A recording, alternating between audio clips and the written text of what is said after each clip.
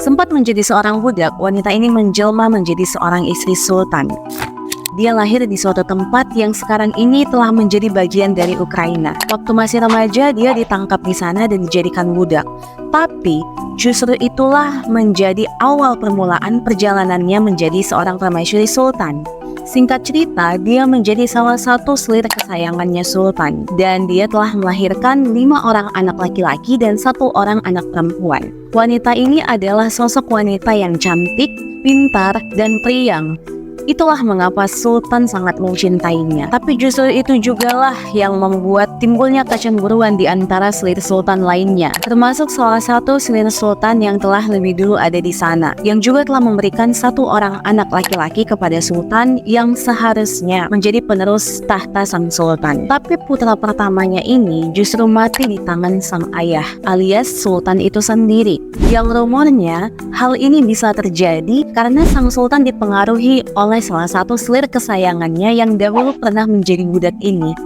Dan gak lama berselang, wanita ini berhasil merebut posisi menjadi selir kesayangannya sultan setelah selir sebelumnya diasingkan dari istana. Sampai akhirnya sang sultan menikahi wanita ini, yang membuat sultan juga melanggar aturan yang ada di kesultanannya, karena sang sultan menikahi wanita yang dulunya adalah seorang budak. Tidak hanya itu, wanita ini tinggal di istana selama sisa hidupnya hingga ia wafat pada 15 April 1558. Padahal tradisi mengharuskan para ibu dari calon penerus tahta diasingkan ke kota lain bersama dengan putra mereka dan tidak diperbolehkan kembali ke istana sampai anaknya naik tahta. Nah, saking sayangnya sang sultan dengan wanita ini, jadi orang-orang yang iri terhadap dia memunculkan rumor kalau dia adalah seorang penyihir yang mengguna-gunain sultan agar tunduk kepadanya. Sampai akhirnya sultan tahu dan dia jelas marah dan memberikan hukuman kepada setiap orang yang menyebarkan rumor itu.